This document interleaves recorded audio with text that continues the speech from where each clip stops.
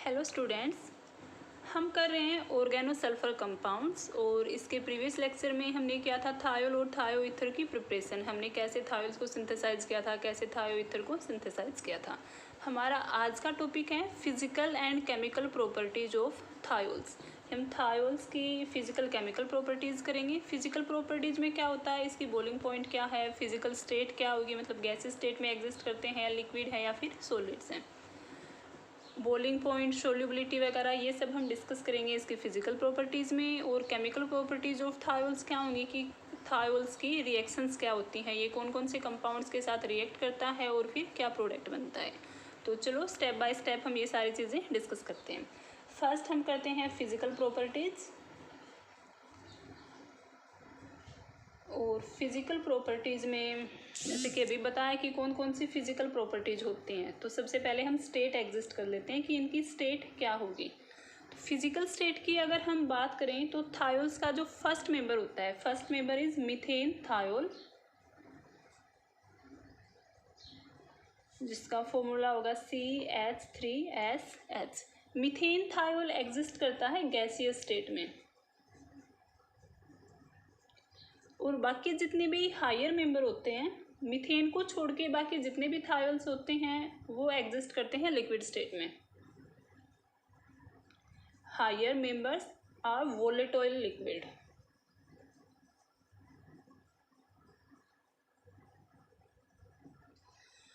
तो देखो जो फर्स्ट मेंबर है मीथेन थायोल वो तो गैसियस स्टेट में एग्जिस्ट करता है, बाकी सभी थायोल्स वोलेटाइल लिक्विड्स होते हैं, वो इजीली इवेपोरेट हो जाते हैं। वोलेटाइल्स मतलब इजीली इवेपोरेबल।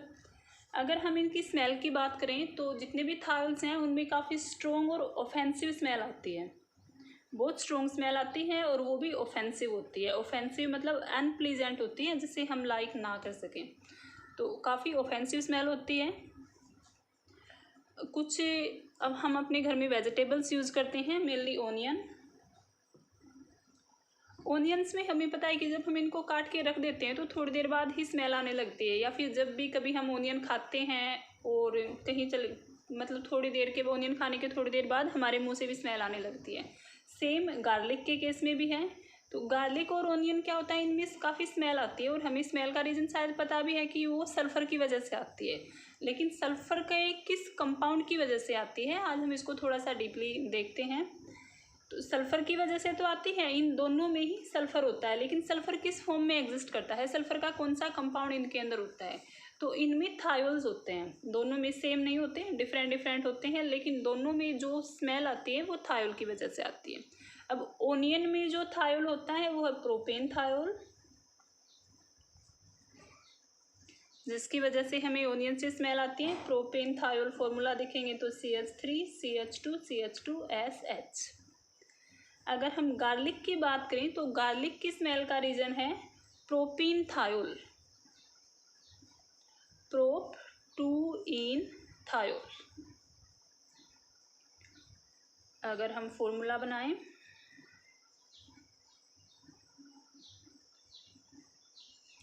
अब देखो मेन फंक्शनल ग्रुप तो थायोल है, इसको हम फर्स्ट नंबर देंगे, ये वाला कार्बन है सेकंड नंबर और ये है थर्ड कार्बन। तो सेकंड कार्बन के ऊपर डबल बॉन्ड है, प्रोप 2इन1 थायोल, या फिर डायरेक्टली थायो लिख देते हैं। अगर आप चाहो तो यहाँ पे 1 भी ऐड कर सकते हो। प्रोप 2इन1 थायोल की फर्स्ट कार्बन के ऊपर थायोल ग्रुप लगा है। तो ओनियन में होता है प्रोपेन थायोल, जिसकी वजह से इतनी अनप्लीजेंट सी स्मेल आती है, और गार्लिक में होता है प्रोप 2इन1 थायोल। एक और बात है, जब एलपीजी हम जो यूज़ करते हैं उसके अंदर भी स्मेल आती है। एलपीजी में हम ऐड करते हैं इथेन थायोल। इथेन थायोल की वजह से ही एलपीजी में स्मेल आती है, और ये ऐड करने के पीछे रीज़न भी यही है कि हम थोड़ा सा थायोल ऐड कर देते हैं ताकि अगर कहीं भी एलपीजी में लीकेज हो रही हो तो इसकी ओड्यूर की वजह से हमें पता चल जाए। तो ये था इसकी फिजिकल स्टेट और स्मेल के बारे में कि ये कौन से स्टेट में एग्जिस्ट करते हैं, कैसे क्या ऑफेंसिव और मतलब अनप्लीजेंट सी स्मेल आती है इनके अंदर से। अब हम डिस्कस करते हैं boiling point, boiling point of alcohol, sorry thiol. तो थायोल का बॉइलिंग पॉइंट ज़्यादा नहीं होता है, काफ़ी कम होता है। और अगर हम इसको अल्कोहल के साथ कंपेयर करें तो अल्कोहल से भी बॉइलिंग पॉइंट कम होता है। अल्कोहल का बॉइलिंग पॉइंट ज़्यादा होता है as compare to thiol. Boiling point of alcohol is greater than boiling point of thiol. इसके पीछे रीज़न क्या है? अल्कोहल में हाइड्रोजन बॉन्डिंग होती है, इंटरमोलिकुलर हाइड्रोजन बॉन्डिंग, मतलब 2 मॉलिक्यूल्स हैं हमारे पास अल्कोहल की, तो वो एक दूसरे के साथ अटैच हो जाते हैं हाइड्रोजन बॉन्डिंग के थ्रू। लेकिन थायोल में हाइड्रोजन बॉन्डिंग नहीं होती है, इसी वजह से अल्कोहल का बॉइलिंग पॉइंट ज़्यादा होता है।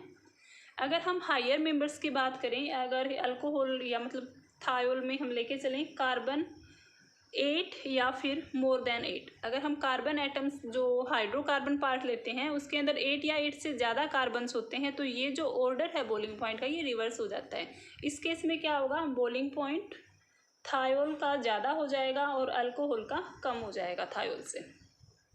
अब इसके पीछे क्या रीज़न है ये देखते हैं हम।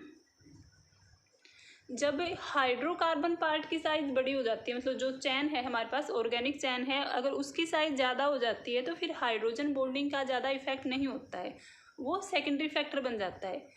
तो जो कार्बन चैन है वो ज़्यादा हो गई है, नंबर ऑफ कार्बन एटम्स ज़्यादा हो गए हैं। ऑक्सीजन और सल्फर में कंपेरिजन करें तो सल्फर की साइज़ ज़्यादा होती है, साइज सल्फर की ज़्यादा है और इसकी बड़ी साइज होने की वजह से ही इनका बॉइलिंग पॉइंट ज़्यादा हो जाता है। तो जब हमारे पास नंबर ऑफ कार्बन एटम्स 8 से कम है, अल्कोहल में बॉइलिंग पॉइंट ज़्यादा होता है because of intermolecular hydrogen bonding.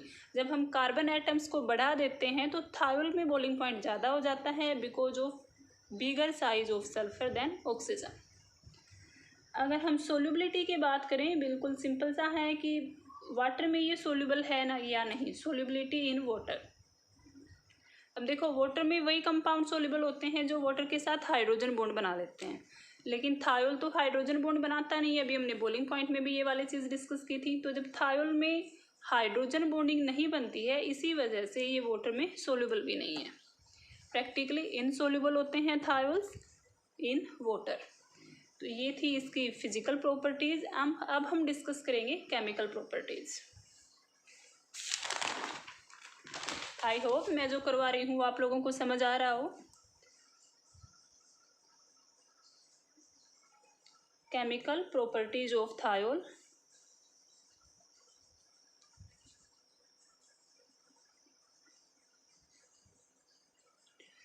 Chemical properties mainly जब थायोल, हमें पता है जब स्ट्रक्चर वगैरह किया था उस टाइम भी कि थायोल और अल्कोहल लगभग सिमिलर कंपाउंड है। इनमें डिफरेंस क्या होता है कि अल्कोहल में ऑक्सीजन होता है और थायोल में सल्फर होता है। तो काफ़ी सारे स्ट्रक्चर भी लगभग सेम था, थोड़ा बहुत डिफरेंस था, वो बॉन्ड एंगल में डिफरेंस था। अभी फिजिकल प्रॉपर्टीज़ की बात की है तो भी हमने थायोल के साथ ही अल्कोहल के साथ थायोल को हमने कंपेयर किया है।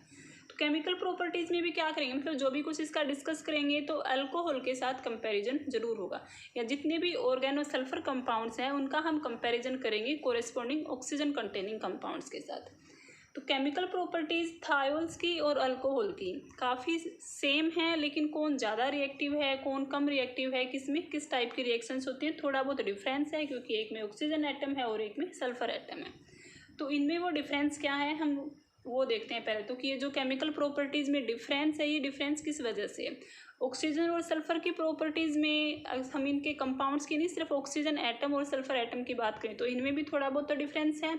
अगर डिफरेंस होता ही नहीं तो इन दोनों की जगह पर सिर्फ एक ही एटम एग्जिस्ट करता। अब दो अलग अलग एटम्स हैं तो थोड़ा बहुत डिफरेंस तो होगा। तो वो डिफरेंस देखते हैं क्या है। सबसे पहले तो साइज़ का डिफरेंस है। हमें पता है साइज सल्फर की बड़ी होती है ऑक्सीजन से। सेकंड हम बात करते हैं इलेक्ट्रोनेगेटिविटी की। इलेक्ट्रोनेगेटिविटी किसकी ज़्यादा होती है? इलेक्ट्रोनेगेटिविटी ज़्यादा होती है ऑक्सीजन की सल्फर से। और तो जो केमिकल प्रॉपर्टीज़ में डिफरेंस आएगा वो इन्हीं फैक्टर्स की वजह से आएगा कि सल्फर की साइज़ ऑक्सीजन से ज़्यादा होती है, सल्फर की इलेक्ट्रोनेगेटिविटी ऑक्सीजन से कम होती है। और जो थर्ड पॉइंट है इनमें जिसकी वजह से ये केमिकल प्रॉपर्टीज इनकी थोड़ी बहुत वेरी करती हैं, वो होता है कि सल्फर इजीली ऑक्सीडाइज हो जाता है। सल्फर मेनली तो ये कौन सी ऑक्सीडेशन स्टेट -2 ही होती है, इजीली ऑक्सीडाइजेबल होता है ये। सल्फर इजीली ऑक्सीडाइजेबल है, लेकिन ऑक्सीजन का ऑक्सीडेशन नहीं होता है। ऑक्सीजन की जो ऑक्सीडेशन स्टेट -2 है, ये इसी में एग्जिस्ट करता है। जब ये फ्लोरीन के साथ इसका कोई कंपाउंड बनता है, सिर्फ उसी टाइम इसकी ऑक्सीडेशन स्टेट -1 होती है। अदरवाइज ऑक्सीजन की ऑक्सीडेशन स्टेट हमेशा -2 ही होती है। लेकिन सल्फर प्लस फॉर्म में भी एग्जिस्ट करता है। जो सल्फर की ऑक्सीडेशन स्टेट है वो प्लस में भी होती है, जैसे +4 के कंपाउंड्स भी हमने देखे हैं, +6 ऑक्सीडेशन स्टेट में भी हमने कंपाउंड्स देखे हैं। तो सल्फर क्या है, इजीली ऑक्सीडाइजेबल है। सॉरी, यहाँ पर एक थोड़ी मिस्टेक हो गई है। ऑक्सीजन जब फ्लोरीन के साथ कंपाउंड बनाता है तो उसकी ऑक्सीडेशन स्टेट +1 होती है। जैसे एक कंपाउंड होता है OF2, तो इसमें फ्लोरीन का हमें पता है इलेक्ट्रोनेगेटिविटी ज़्यादा है, तो फ्लोरीन की ऑक्सीडेशन स्टेट तो -1 ही रहेगी। लेकिन ऑक्सीजन की जो ऑक्सीडेशन स्टेट है वो 2F2, ऑक्सीजन की ऑक्सीडेशन स्टेट चेंज हो जाती है, वो -1 आ जाती है। तो जब ऑक्सीजन फ्लोरीन के साथ कंपाउंड बनाता है तभी उसकी ऑक्सीडेशन स्टेट -2 से डिफर करती है, क्योंकि फ्लोरीन की इलेक्ट्रोनेगेटिविटी ज़्यादा होती है ऑक्सीजन से। एंड दैट यही रीज़न है कि ऑक्सीजन के जो कंपाउंड होते हैं फ्लोरीन के साथ, उसमें ऑक्सीजन की ऑक्सीडेशन स्टेट चेंज हो जाती है -2 से। लेकिन सल्फर का तो हम ऑक्सीजन के साथ बना लें या जो भी इससे ज़्यादा इलेक्ट्रोनेगेटिविटी वाले एटम्स के साथ हम कंपाउंड बनाएंगे तो उसमें ऑक्सीडेशन स्टेट चेंज हो जाती है। तो चलो अब स्टेप बाय स्टेप हम डिस्कस करते हैं कि केमिकल प्रॉपर्टीज़ क्या हैं इनकी, और उनमें क्या क्या थायोल और अल्कोहल की और क्या क्या डिफरेंसेस हैं दोनों के अंदर। पहले हम चेक करेंगे एसिडिटी या एसिडिक स्ट्रेंथ।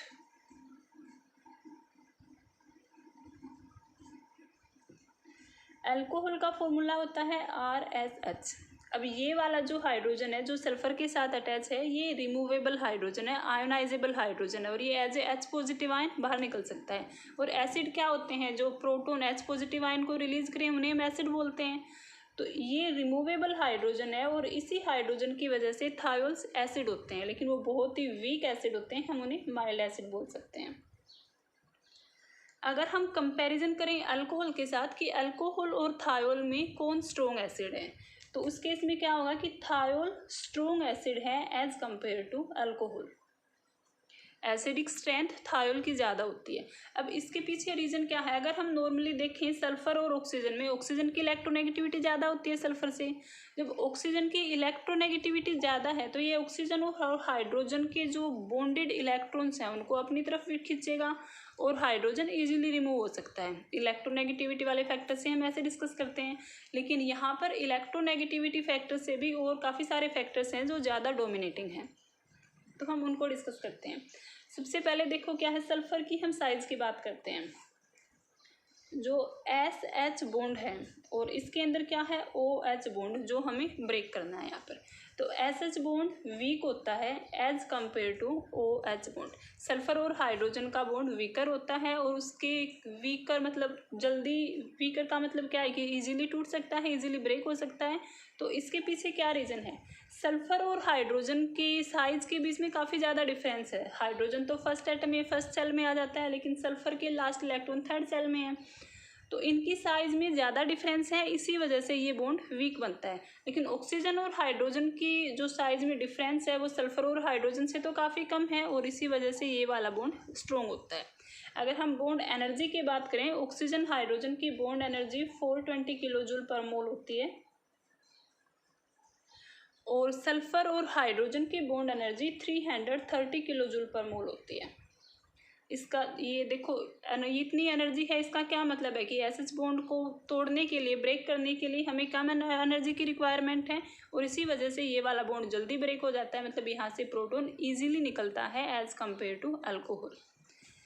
सेकेंड रीज़न है इसका, जब यहाँ से हम प्रोटॉन को रिमूव करते हैं तो ये आयन बनता है RS नेगेटिव।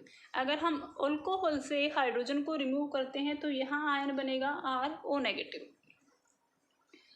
तो जब भी हम एसिडिक स्ट्रेंथ चेक करते हैं तो एक मेथड ये होता है कि एसिड होते हैं, प्रोटॉन्स को रिमूव करेंगे और प्रोटॉन रिमूव करने के बाद जो एनायन बनेंगे, उन एनायन में जो भी एनायन ज़्यादा स्टेबल होगा उसी का एसिड स्ट्रॉन्ग एसिड होगा। तो अब हमें देखना है कि इन दोनों में से कौन सा ज़्यादा स्टेबल है। अगर ये ज़्यादा स्टेबल है तो थायल स्ट्रॉन्ग एसिड होगा, अगर RO नेगेटिव ज़्यादा स्टेबल है तो अल्कोहल स्ट्रॉन्ग एसिड होगा। अब यहाँ पर देखो नेगेटिव चार्ज सल्फर के ऊपर है और इस केस में नेगेटिव चार्ज ऑक्सीजन के ऊपर है। सल्फर की साइज बड़ी होती है ऑक्सीजन की साइज से और इसी वजह से ये इस नेगेटिव चार्ज को इजीली अकोमोडेट कर सकता है, इजीली अपने पास रख सकता है एज कम्पेयर टू ऑक्सीजन। हम लोअर क्लासेस में एक टर्म की थी इलेक्ट्रॉन एफिनिटी, कि इलेक्ट्रॉन एफिनिटी किसकी ज़्यादा होती है। सबसे बेस्ट एग्जांपल हम इनमें हैलोजन का देते हैं कि क्लोरीन की इलेक्ट्रॉन एफिनिटी फ्लोरीन से ज़्यादा होती है, क्योंकि फ्लोरीन में क्या है साइज कम होता है और उसके जब हम सेल को फुल कर देते हैं 1 इलेक्ट्रॉन और एक्स्ट्रा लेने के बाद जो 8 इलेक्ट्रॉन्स हो जाते हैं तो उनमें रिपल्सन काफ़ी ज़्यादा हो जाता है। क्लोरीन की साइज बड़ी है तो इसमें रिपल्सन कम होता है, क्लोरीन की इलेक्ट्रॉन एफिनिटी ज़्यादा होती है फ्लोरीन से। तो सेम रीज़न यहाँ पर भी है कि ऑक्सीजन की इलेक्ट्रॉन एफिनिटी कम है सल्फर की इलेक्ट्रॉन एफिनिटी से because of bigger size of sulphur, और ये इस नेगेटिव चार्ज को इजीली अकोमोडेट कर सकता है। तो ये ज़्यादा स्टेबल है, इसी वजह से थायोल स्ट्रॉन्ग एसिड है एज कम्पेयर टू अल्कोहल। अब हम इसका एक पॉइंट और डिस्कस करते हैं। देखो थायोल्स क्या होते हैं, हमने पहले भी स्टडी किया था जब स्टार्टिंग वाला लेक्चर था कि alkyl derivative of hydrogen sulphide.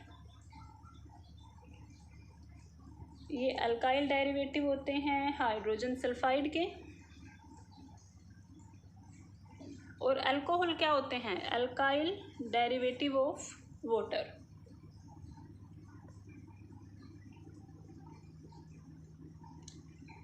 ये है अल्काइल डेरिवेटिव ऑफ वाटर। अगर हम हाइड्रोजन सल्फाइड में इस हाइड्रोजन को अल्काइल ग्रुप से रिप्लेस कर दें तो थायोल बन गया। सेम हम वाटर में अगर एक हाइड्रोजन को आर ग्रुप से रिप्लेस कर दें तो ये अल्कोहल बन गया।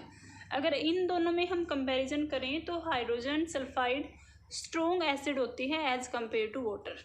इन दोनों की एसिडिक स्ट्रेंथ में ये स्ट्रॉन्ग एसिड होता है और इसी वजह से इसके अल्काइल डेरिवेटिव भी स्ट्रॉन्ग एसिड होते हैं as compare to alkyl derivative of water. तो ये है रीज़न एसिडिक स्ट्रेंथ का कि थायोल्स अल्कोहल से ज़्यादा स्ट्रॉन्ग क्यों होते हैं।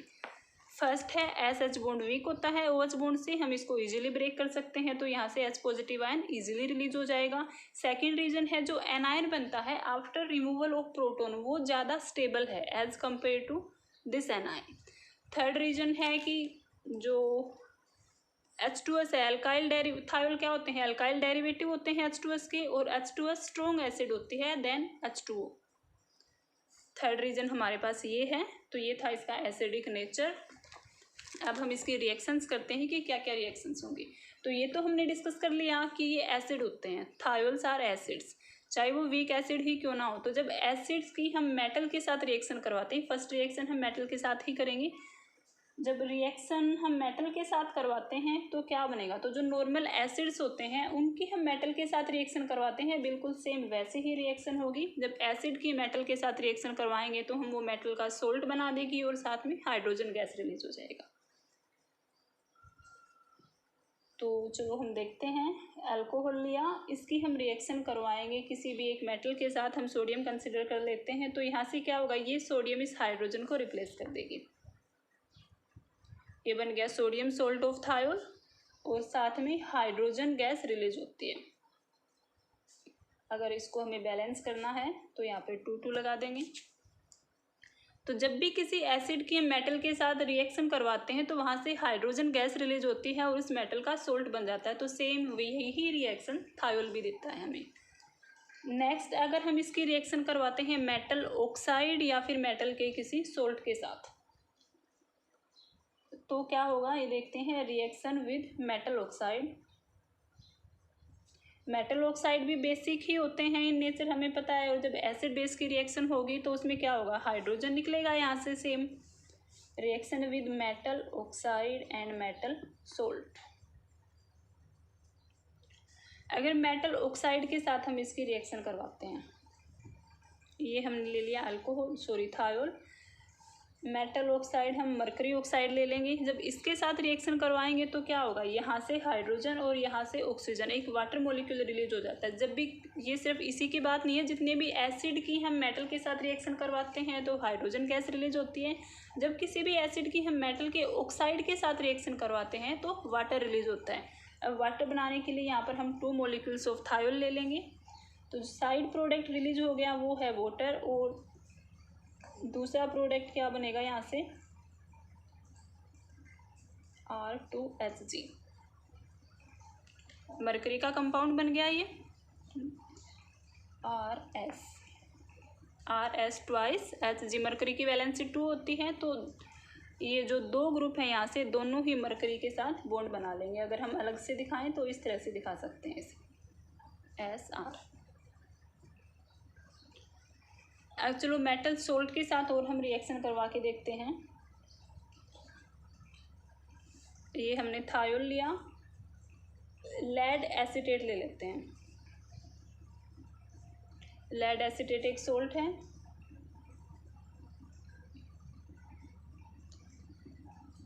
जब हम लेड एसीटेट के साथ रिएक्शन करवाएंगे तो यहाँ से क्या बनेगा, जो ये हाइड्रोजन है जो CH3CO एसीटेट आयन ग्रुप है इसके साथ ऐड हो जाएगा और यहाँ से कार्बोक्सिलिक एसिड बना देगा और लेड मेटल सल्फर के साथ बॉन्ड बना लेगी। तो पहले तो हम यही देखते हैं RS, ये इसका ट्वाइस हो जाएगा और दोनों ही RS ग्रुप बॉन्ड बना लेंगे लेड के साथ। साथ में बनेंगे हमारे पास 2 मॉलिक्यूल्स ऑफ एसिटिक एसिड। तो ये है रिएक्शन। अब जो ये वाला कंपाउंड है,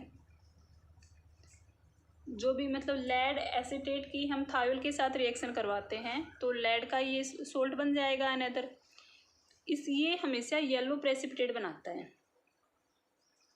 जब भी थायोल की लेड एसीटेट के साथ हम रिएक्शन करवाते हैं तो जो प्रोडक्ट बनता है वो है येलो, उसके येलो प्रेसिपिटेट बनते हैं और येलो प्रेसिपिटेट की वजह से ही इस रिएक्शन को हम यूज करते हैं थायोल के टेस्ट के लिए। जब भी जैसे आप लोगों ने किए होंगे इससे पहले, जब ऑर्गेनिक कंपाउंड्स की हम एनालिसिस करवाते हैं तो अल्कोहल के लिए कौन सा टेस्ट करते हैं या कार्बोनिल ग्रुप होते हैं उनके लिए अलग अलग से टेस्ट होते हैं, तो उसी तरह से थायोल के टेस्ट के लिए हम ये रिएक्शन यूज़ करते हैं, लेड एसीटेट यूज़ करते हैं। जो कंपाउंड बनता है वो लेड डाई अल्काइल सल्फाइड, ये वाला कंपाउंड बनेगा और इसके येलो प्रेसिपिटेट बनते हैं। चलो नेक्स्ट रिएक्शन देखते हैं। नेक्स्ट है फॉर्मेशन ऑफ थायोएस्टर, कि हम थायोल की रिएक्शन करवाएंगे किसी कंपाउंड के साथ और वहां से थायोएस्टर मिलेगा हमें।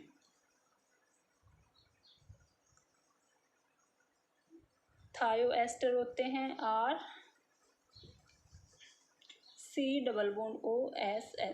ये थायोएस्टर है, हमें ये कंपाउंड बनाना है।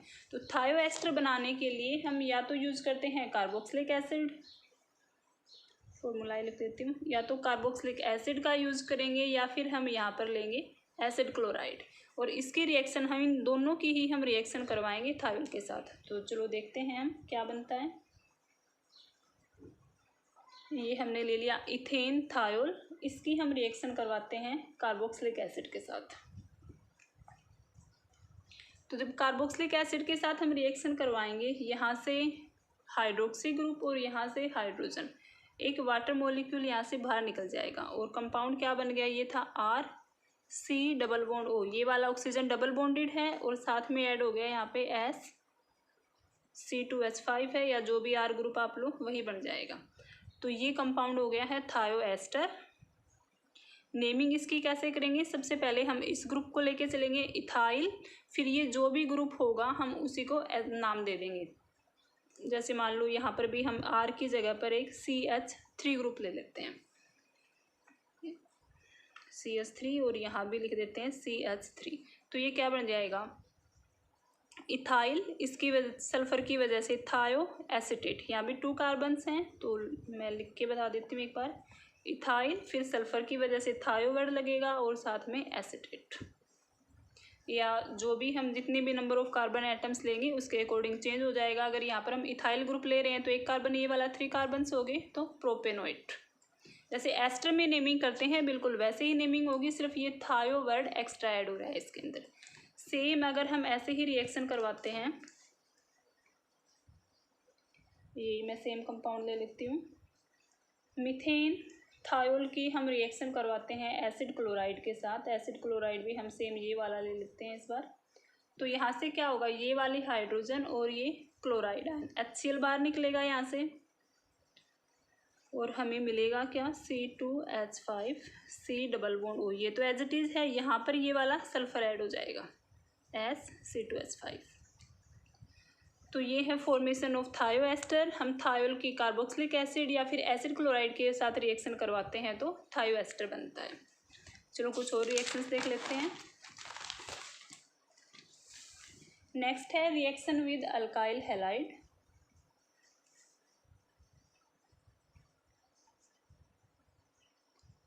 अल्काइल हैलाइड के साथ हम डायरेक्टली थायोल की रिएक्शन नहीं करवाएंगे, हम थायोल के सोल्ट की रिएक्शन करवाएंगे। तो अल्काइल हैलाइड के साथ रिएक्शन करवाते हैं हम किसी भी मेटल के साथ सोल्ट। नॉर्मली हम सोडियम ही ले लेते हैं, इसमें सोडियम साल्ट ऑफ थायोल या फिर सोडियम मरकैप्टाइड। इसकी हम रिएक्शन करवाएंगे अल्काइल हैलाइड के साथ, R-NCl ये ले लेते हैं, या फिर कोई भी हम यहाँ पर हैलाइड लेंगे।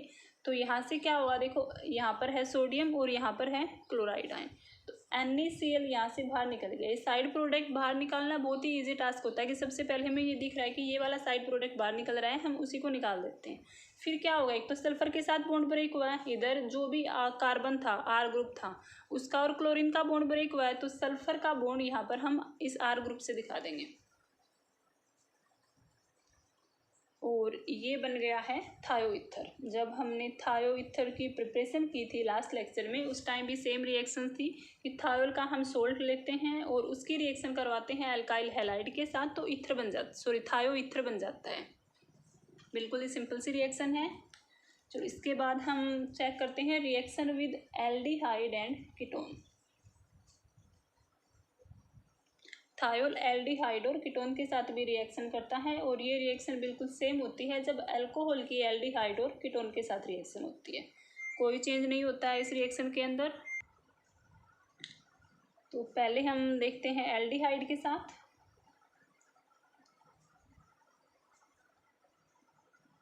हम 2 मॉलिक्यूल्स लेंगे यहाँ पे, 1 मिनट।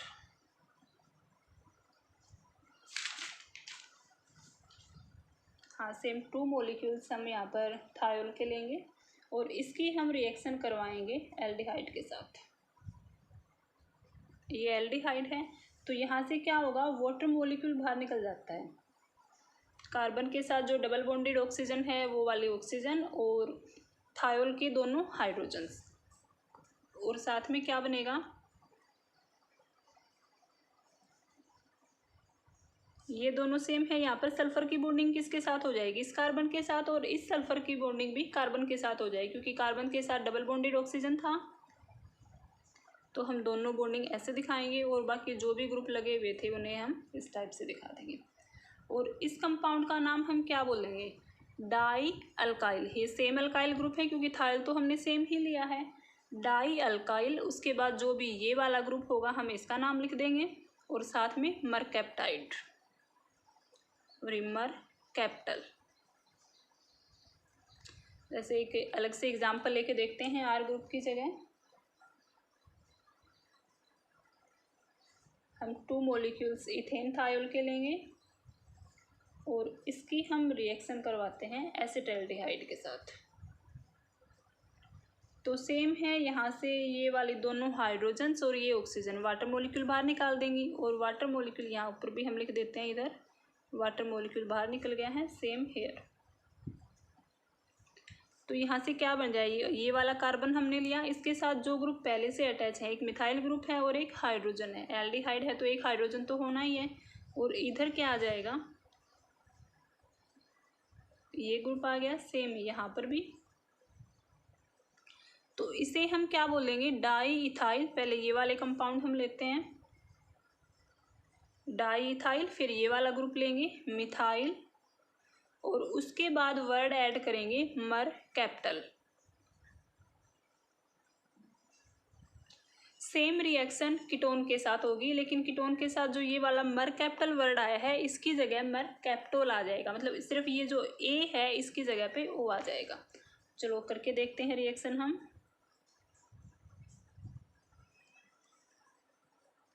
इथेन थायोल के 2 मॉलिक्यूल्स हमने लिए,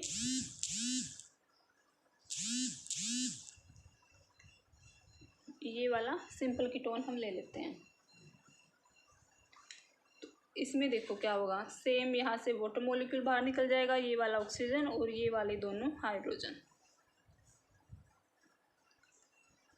वाटर को निकालने के बाद क्या बनेगा, इस कार्बन से शुरुआत करते हैं। ये कार्बन है, इसके साथ जो ग्रुप लगे हुए थे उन्हें हम एज इट इज लिख देते हैं। अब यहाँ पर सल्फर है और सल्फर के साथ में इथाइल ग्रुप लगा हुआ है। सेम यहाँ पे भी सल्फर और इसके साथ में इथाइल ग्रुप, क्योंकि यहाँ से सिर्फ हाइड्रोजन रिमूव हुआ है, बाकी तो सब कुछ एज इट इज है। तो ये कंपाउंड बन गया। अब इसकी नेमिंग हम कैसे करेंगे, ये वाले दो ग्रुप हैं सेम इथाइल ग्रुप, तो यहाँ पे हम लिखेंगे डाई इथाइल। अब मिथाइल ग्रुप भी सेम है, इस कंपाउंड में तो एक ही मिथाइल था तो हमने यहाँ पे मिथाइल लिख दिया था। अब हम क्या लिखेंगे यहाँ पे, डाई मिथाइल। और कीटोन के साथ रिएक्शन करने से बना है, तो यहाँ पर हम वर्ड यूज करेंगे मरकैप्टोल। याद रखना मरकैप्टोल आएगा। नॉर्मली हम कीटोन की जो नोमेनक्लेचर करते हैं, नेमिंग करते हैं, उसमें हम ओन वर्ड यूज करते हैं। यहाँ पर ओल ही आएगा, अल्कोहल की तरह ओल। तो ये जब एसिड के साथ रिएक्शन करते हैं तो मरकैप्टल बनता है, जब कीटोन के साथ रिएक्शन करते हैं तो मरकैप्टोल बनता है। ऐसे ही सेम रिएक्शन अल्कोहल के साथ भी होती है। जब हम अल्कोहल की एल्डिहाइड या कीटोन के साथ रिएक्शन करवाते हैं तो डिफरेंस क्या आता है, सिर्फ ये जो सल्फर है इसकी जगह ऑक्सीजन आ जाएगा। और जब एल्डिहाइड और अल्कोहल की रिएक्शन करवाते हैं तो उन्हें हम बोलते हैं एसिटल। एसिटल में क्या डिफरेंस होगा, एक कार्बन है उसके साथ दो तो ईथर ग्रुप ऐड होंगे, यहाँ पर ऑक्सीजन और कोई भी आर ग्रुप, यहाँ भी ओ आर ग्रुप ऐड होगा, और एक तरफ आर ग्रुप कोई भी ऑर्गेनिक पार्ट ऐड होगा, वो बनते हैं एसिटल। और इसके सिमिलर थायोल ने क्या बनाया, मरकैप्टल। सेम अगर हम कीटोन के साथ अल्कोहल की रिएक्शन करेंगे तो यहाँ भी ऑक्सीजन आ जाएगा, यहाँ भी ऑक्सीजन आ जाएगा, बाकी सब कुछ सेम रहेगा, उन्हें हम बोलते हैं कीटल। और थायोल के साथ रिएक्शन हुई है तो इसको हम क्या बोलते हैं, मरकैप्टोल। तो ये देखो, ये चार कंपाउंड्स हो गए same same, acetal, ketal, mercaptal and mercaptol. इसको हम बोलते हैं protecting group of aldehyde and ketone. ये होते हैं protecting group, protecting groups of aldehyde and ketone. अब प्रोटेक्टिव ग्रुप क्या होते हैं, प्रोटेक्टिंग ग्रुप्स की हमें क्यों ज़रूरत पड़ती है। प्रोटेक्टिंग ग्रुप होंगे कि ये इस ग्रुप को प्रोटेक्ट कर देते हैं, मतलब कि जो भी रिएक्शंस होती है तो उसको ये रिएक्शन से बचाते हैं। मान लो हमारे पास कोई भी एक कंपाउंड है, इसमें एक तो एल्डिहाइड या कीटोन ग्रुप है और दूसरा कोई और फंक्शनल ग्रुप है, हम इसकी रिएक्शन करवा रहे हैं किसी भी कंपाउंड के साथ, तो वो हमें रिएक्शन मेनली जो रिएक्शन करवानी है वो किसी दूसरे फंक्शनल ग्रुप पे करवानी है। लेकिन वो रिएक्शन कार्बोनिल ग्रुप, मतलब जहाँ भी एल्डिहाइड और कीटोन है उस ग्रुप के ऊपर भी हो जाती है, और हमें हमारा जो रिक्वायर्ड प्रोडक्ट है उसके अंदर हमें उस कंपाउंड पर वो वाले रिएक्शन नहीं चाहिए। जैसे नॉर्मल एक एग्जांपल लिख के दिखाती हूँ। ये एल्डिहाइड ग्रुप, कीटोन ग्रुप हमने ले लिया, और इसके बाद में चलो ये एक कार्बोक्सिलिक एसिड है, यहाँ पर दो फंक्शनल ग्रुप हैं। मान लो हमें इस कंपाउंड में सिर्फ इसके ऊपर ही रिएक्शन करवानी है, कोई भी हमें ऐसी रिएक्शन करनी है जिसमें ये वाला ग्रुप तो एज इट इज रहे और जो भी चेंजेस आए वो इसमें आए। तो यहाँ पर हम जो भी रिएजेंट यूज़ करते हैं, सपोज ए रिएजेंट मान लेती हूँ, वो इन दोनों के साथ ही रिएक्ट कर रहा है, इसके साथ भी रिएक्ट करके इस फंक्शनल ग्रुप को भी चेंज कर देता है और इस फंक्शनल ग्रुप को भी चेंज कर देता है। तो यहाँ पर हमें ज़रूरत क्या पड़ती है कि हम इस ग्रुप को प्रोटेक्ट कर देते हैं इस ए रिएजेंट से, ताकि ये इसके साथ में रिएक्शन ना कर सके। तो इस ए के साथ रिएक्ट करवाने से पहले हम इसका, ये कीटोन है तो कीटोन से क्या बनेगा, जब कीटोन की हम अल्कोहल के साथ रिएक्शन करवाएंगे तो कीटल बनेगा, या फिर थायोल के साथ रिएक्शन करवाएंगे तो मरकैप्टोल बनेगा। तो हम इस ग्रुप को या तो अल्कोहल या फिर थायोल के साथ रिएक्शन करवा के प्रोटेक्ट कर देते हैं। फिर हमारी जो रिक्वायर्ड रिएक्शन होती है वो सिर्फ इसी फंक्शनल ग्रुप के ऊपर होगी, और जब रिएक्शन कंप्लीट हो जाती है तो ये जो हमने ग्रुप को प्रोटेक्ट किया था यहाँ पर कीटल या फिर मरकैप्टोल बना के, वो इजीली ब्रेक भी हो जाती है। जब हम वाटर के साथ डायरेक्ट इसकी रिएक्शन करवाएंगे, जो ये वाले कंपाउंड है, अगर हम डायरेक्ट वाटर के साथ रिएक्शन करवाते हैं तो यहाँ से एल्डिहाइड या कीटोन हमें वापस मिल जाता है। तो ये है होते हैं प्रोटेक्टिंग ग्रुप, जो किसी भी एक फंक्शनल ग्रुप को किसी रिएक्शन से बचा लेते हैं, प्रोटेक्ट कर लेते हैं, और जब रिएक्शन कंप्लीट होती है तो वो ईजिली रिमूव भी हो जाते हैं। चलो अब हम आगे देखते हैं ऑक्सीडेशन करवा के, कि जब थायोल का हम ऑक्सीडेशन करवाएंगे तो क्या होगा। ये बहुत ही इंटरेस्टिंग सी रिएक्शन है, और जब अल्कोहल का हम कंपैरिजन करेंगे इसके साथ तो ये देखने में और भी इंटरेस्टिंग होगा। चलो देखते हैं। जब हम इसका ऑक्सीडेशन करवाते हैं विद माइल्ड रिएजेंट, अगर हम वीक ऑक्सीडाइजिंग रिएजेंट के साथ रिएक्शन करेंगे तो कुछ और प्रोडक्ट बनेगा, और स्ट्रॉन्ग ऑक्सीडाइजिंग रिएजेंट के साथ हम रिएक्शन करवाते हैं तो कुछ और प्रोडक्ट बनता है। तो पहले हम चेक करते हैं इसकी reaction with mild oxidising reagent, जो ज़्यादा स्ट्रॉन्ग नहीं होते हैं। माइल्ड ऑक्सीडाइजिंग रिएजेंट के साथ हम इनकी रिएक्शन करवाएंगे तो प्रोडक्ट मिलेगा हमें RSSR, ये वाला कंपाउंड बनेगा, डाई अल्काइल डाई सल्फाइड। जो भी R ग्रुप होगा उसके अकॉर्डिंग हम ये वाली नेमिंग कर लेंगे। अगर हम इसका ऑक्सीडेशन करवाते हैं विद स्ट्रॉन्ग ऑक्सीडाइजिंग रिएजेंट,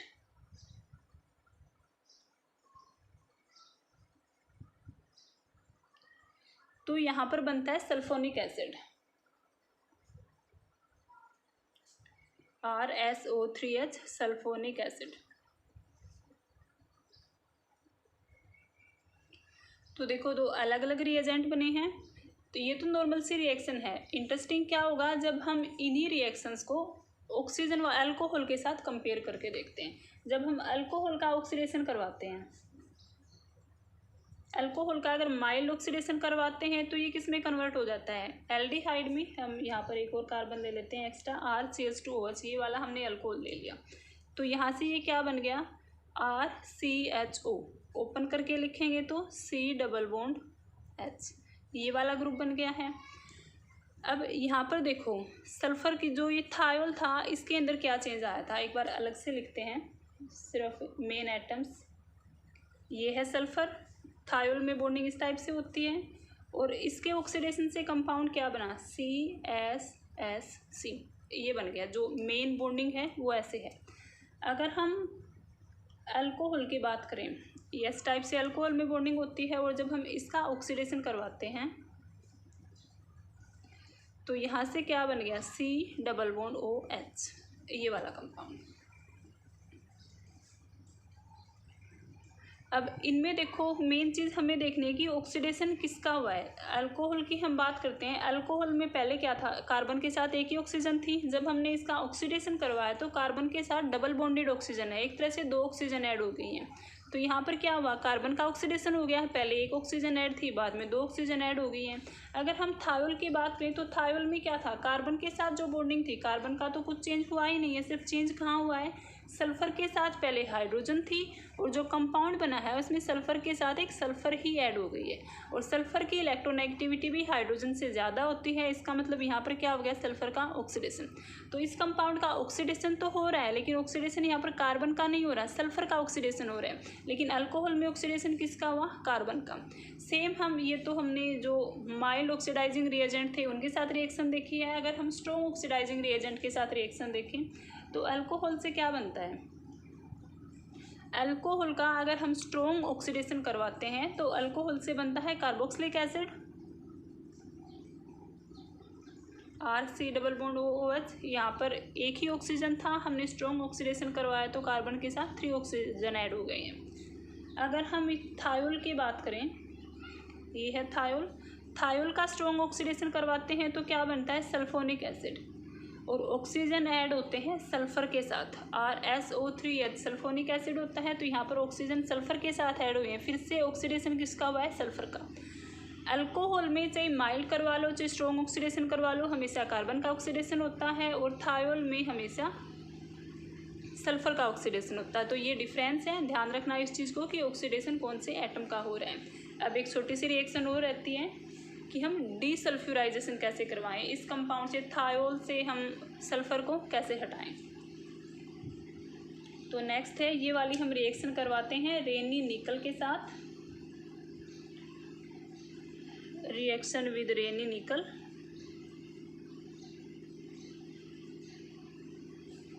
तो जब हम रेनी निकल के साथ हम रिएक्शन करवाते हैं थायोल की, तो यहाँ से सल्फर बाहर निकल जाता है,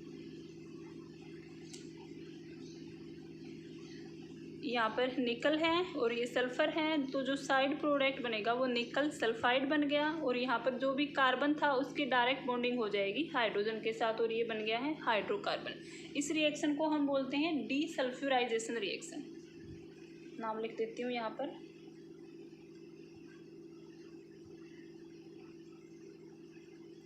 डीसल्फ्यूराइजेशन रिएक्शन। डीसल्फ्यूराइजेशन जैसे डीहाइड्रोजनेशन करवाते हैं, हाइड्रोजन को रिमूव कर देंगे, तो डीसल्फ्यूराइजेशन सल्फर को रिमूव करना है रेनी निकल के साथ। अब बहुत सारे रिएक्शंस में रेनी निकल यूज होती है। रेनी निकल होती क्या है ये देखते हैं हम। रेनी निकल होती है, हम निकल और एल्यूमिनियम की एक अलॉय रख देते हैं। एल्यूमिनियम निकल की अलॉय लेते हैं और उसके अंदर एल्यूमिनियम को डिजोल्व कर देते हैं with some amount of sodium hydroxide. तो जब ये सारी चीज़ें आपस में डिजोल्व हो जाती हैं तो ये एक सॉलिड बनता है, स्पॉन्जी सॉलिड। और इसी स्पॉन्जी सॉलिड को हम बोलते हैं रेनी निकल। एक बार फिर से देखते हैं, जब हम एल्यूमिनियम और निकल की अलॉय में एल्यूमिनियम को डिजोल्व कर देते हैं और साथ में थोड़ा सा सोडियम हाइड्रोक्साइड भी ऐड करते हैं तो वहाँ पर एक स्पॉन्जी सॉलिड बनता है और इसी स्पॉन्जी सॉलिड को हम बोलते हैं रेनी निकल। तो डीसल्फ्यूराइजेशन सिर्फ थायोल में ही नहीं, किसी भी कंपाउंड में अगर हमें सल्फर को हटाना है तो उसकी रिएक्शन हम रेनी निकल के साथ करवा देंगे, वहाँ से निकल सल्फाइड बन जाएगा और सल्फर जो भी कंपाउंड होगा उससे सल्फर बाहर निकल जाएगा। तो ये थी थायोल की रिएक्शंस। आई होप आप लोगों को क्लियर हो गई होंगी। जो भी डाउट्स हैं प्लीज़ आप कमेंट बॉक्स में कमेंट कर देना। अगर आपने अब तक मेरी वीडियो को मेरे यूट्यूब चैनल को सब्सक्राइब नहीं किया है तो प्लीज़ से सब्सक्राइब और शेयर कर दीजिए। Thank you.